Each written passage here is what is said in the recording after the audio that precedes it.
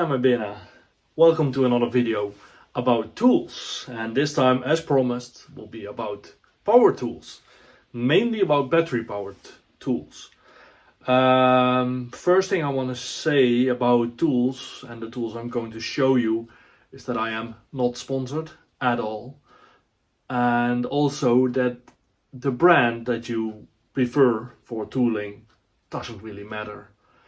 There's always this thing. It's the same with car brands. People are like, oh, Volvo is the best, Mercedes is the best, BMW is the best. The same with tooling. Oh, Milwaukee, oh, Hitachi, always something. I ended up with Hikoki just because some guy in a YouTube video had it, and I was like, this looks good, I'll just buy it. I needed a new cordless drill and went with Hikoki. And then you buy some batteries, and then you're like, I spent so much money on batteries. Let's stick with this brand, and that's how they reel you in. So yeah, Hikoki. I like the tools, but I'll probably be just as happy with Milwaukee or whatever. So nothing sponsored, no real preference. And the things I'm going to say about these tools will probably go for Milwaukee or for DeWalt or for Makita or whatever, you name it. So batteries are kind of important, maybe even more important than the machine itself. The machines are often quite cheap, maybe 1 to 200 euros for and very specific specialty machines are a little bit more expensive, but simple machines not very expensive. One thing you have to watch out for with the batteries is the battery size. As you can see, this is quite a small battery.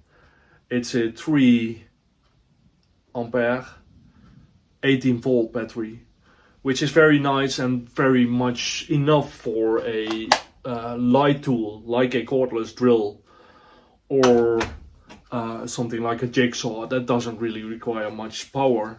But some tools, like the big impact wrenches, they require a lot of power. So these are the small ones, small batteries, and this is one of the big ones. And you can already imagine that this one pushes out a little bit more power than the small one. And I would suggest to spend not too much money on the smaller batteries, because they, as I said, are nice in the lighter machines, but 9 out of 10 times you use something like the impact wrench or whatever that actually requires a lot more power.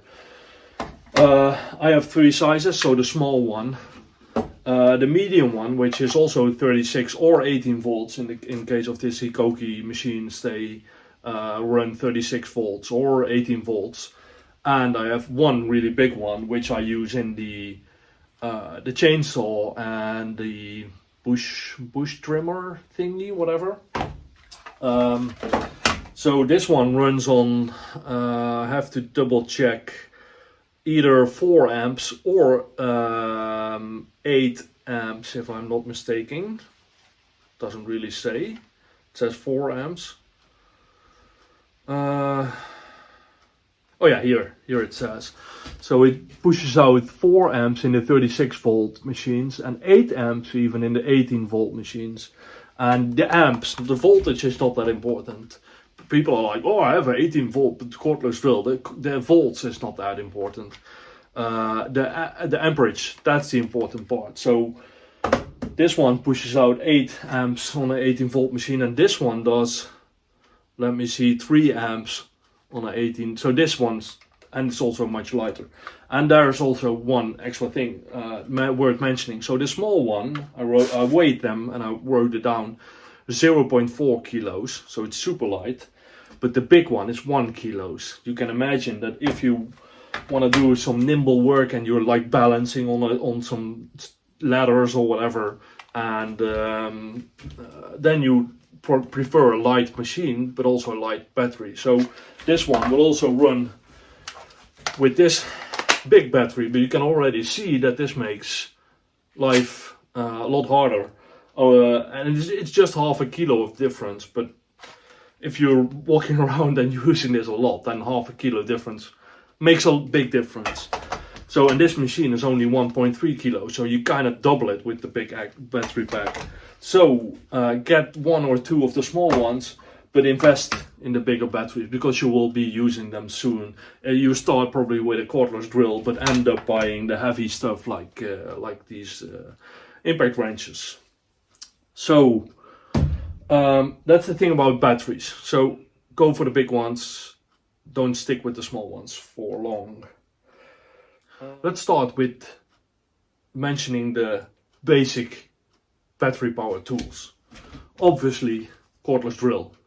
This is the thing I use so often. Just drilling holes. It's simple, but you do it very often. Next, or maybe this one should be number one. I think they tie for the first place. So cordless drill, but also cordless angle grinders. I have multiple corded angle grinders, I think 4 or 5, and I had these mounts everywhere, and I just like I use them a lot. But now, since I have the battery power, the corded ones are just laying around catching dust. They don't do anything. I just use this thing. I rather prefer keep switching the cutter discs with grinder discs or whatever than at switching to a corded machine. So this one is the best thing I ever bought, battery powered. And also, if you like to go to like junkyards or whatever to cut out parts of cars or whatever you want to do, cordless is the way to go. This one's a very like a medium size. There's bigger ones that have more powerful ones. There's also smaller ones. But I went with this model, which is kind of medium. It's not too heavy. This one weighs 1.8 kilos. And together with a medium battery, which weighs 0.7 kilos, that adds up to 2.5 kilos. And that's good. It's a little bit on the heavy side, but it's very acceptable. Let's put it like that. So, yeah, and this one has speed control also. I hardly ever use it. I see now that it's on setting 3 of 6. So, yeah, not important. Just get an angle grinder on a battery. Jigsaw, I don't use it that often. It's not that it's bad, but it's not my weapon of choice, so to say. I've been using it lately to cut out parts of the 240 to make it lighter. This one's nice with a quick disconnect thingy. You just rotate this part here, and then you can switch blades with that, which I also don't do because it's too much work. Nice to have, not used that often, but that's just personal preference, I think. I prefer angle grinders over jigsaws. But then the thing I learned the most about the first impact wrench I bought was this small one. It was rated for, it doesn't say on the machine, but I think it was rated for 150 Newton meters. So my thinking was like, oh, 150 Newton meters, that like the heaviest thing I need to do and probably use this the most for is lug nuts, like for which attaches your wheel to the car. And yeah, and that only goes to like 110 or 120 Newton meters, so 150 should be enough. But then again, like if I hand tighten a lug nut like just very loosely, then this thing even doesn't get it loose. I don't know why. I don't know where the 150 Newton meters comes from. But I can assure you that it's not correct. I think this might if it would be half of it, in reality, that would surprise me. So this one is now just a backup that I have put on the Bridgeport just to like tighten and untighten the drawbar, and that's the only thing it's good for. With this thing, I always had to like break stuff loose by hand, and then this thing was just like just to remove and install most of the threads, but like the actual tightening or loosening this is just worthless. But then I was like, I'm going to spend some money on a bigger one. Let's just buy the biggest one that there is. And this one was rated for if I'm not mistaken, 1100 Newton meters. I don't think it gets there, but this one has never failed me. Never, there was no bolt yet that I couldn't get loose. And especially with the bigger battery pack, this thing is a beast. This is super strong, and one of the better investments when it comes to wrenches. So, and if you just see the difference, it's this one. It's heavy. The machine itself weighs 3 kilos. So now with the bigger battery packs, it's 4 kilos in my hand, and this one's 1.1 kilo. And also, only these numbers say it all, and you can actually see the difference in this machine. So yeah, good investment. Don't go with the small one. Just invest in a big one. This one's expensive. I'll put the price in screen, but this and this one was like only 100 euros or whatever. So but that pays off. This one, the small one's really useless. And then back in the day, one day I got lured into buying one of these Chinese things, and this is even worse. This is just, it's HBM branded. The Dutch people will probably recognize the brand name. It's just useless. I don't know why I still have it. I'll just throw it away. It's just that bad. Okay,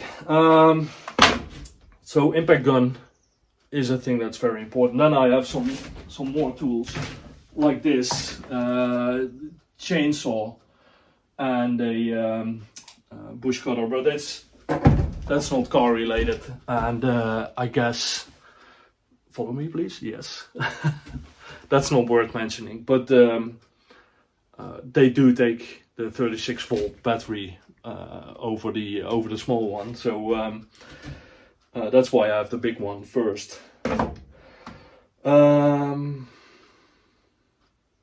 Yeah, jigsaw, corded tools.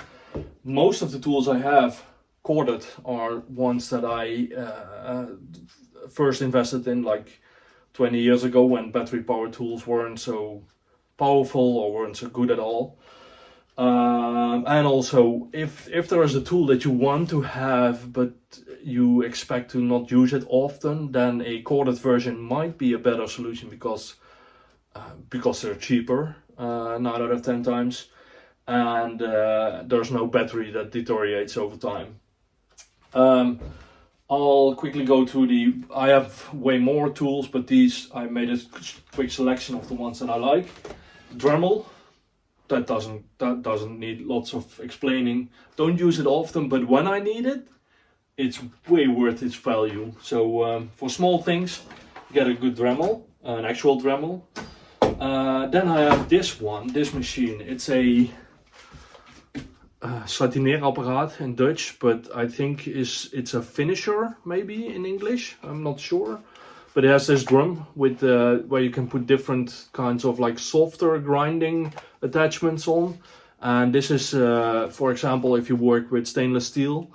A few years back I made a big barbecue, which was made of completely of stainless steel, with a big barrel, like a very big barbecue. And I started doing this with Scotch-Brite, making it, giving it a nice finish.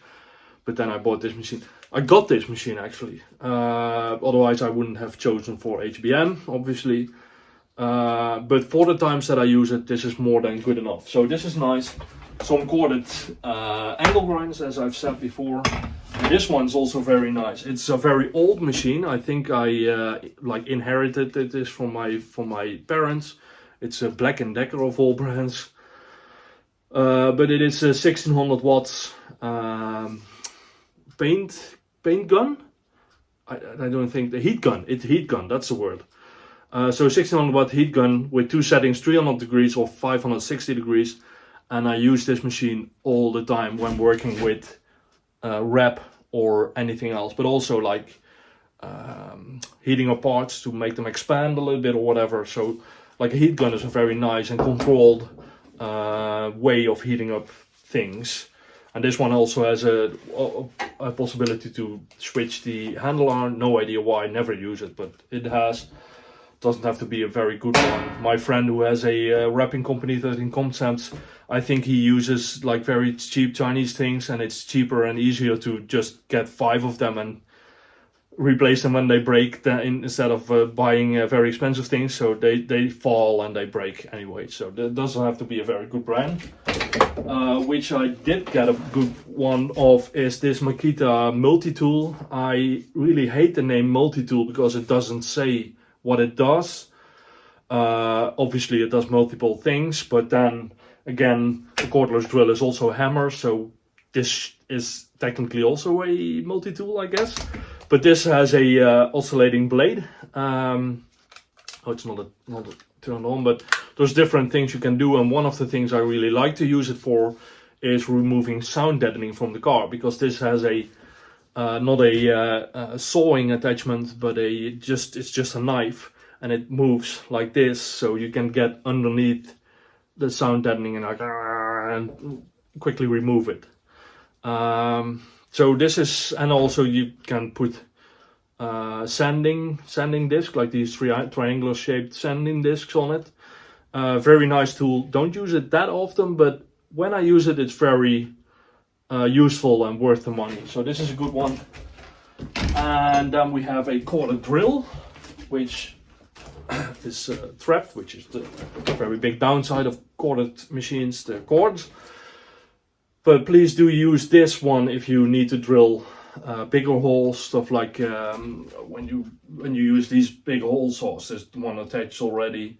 I kind of fucked up the cordless drill with using this one. This one powers through, but now I think it's about to die because I saw like 20 holes with this big thing before, so not a very good idea to do that. But you need this to like drill in concrete or stone, or make big holes, or stuff that actually use a lot of power. So this is nice. And then the last machine I'll show you is this one, which is a belt sander, a big belt sander. I used it a few times on the low Volvo in preparation, and also on the big one in preparation of paint or wrap or whatever. And also like in household stuff, I use it just to quickly grind down larger surfaces. So I think that's about it on the corded and the power machines. There is more bigger machines, but I'm going to make a separate video for the chop saw, the Bridgeport, the lathe, and the bigger machines. But these are like the hand power tools, so the smaller tools. But the main takeaway is, don't buy the cheap Chinese stuff. Don't go for like all the what's it called, Parkside or whatever. Invest in a brand. Doesn't matter which brand, Hikoki, Milwaukee, DeWalt, whatever. Just go for a proper brand and do some investigations on beforehand.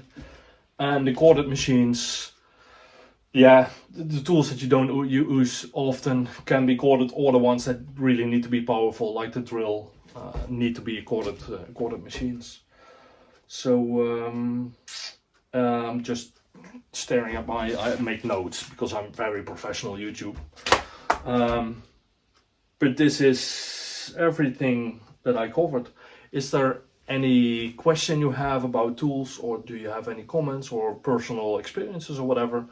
Leave a comment below. And oh yeah, and as a professional YouTuber, I should say, please like and subscribe to make this channel grow and feed the algorithm or whatever things that it's useful for, but mainly for my ego, so I can say I have a gazillion followers. Yes. Thank you, and I'll see you in the next video. Bye bye.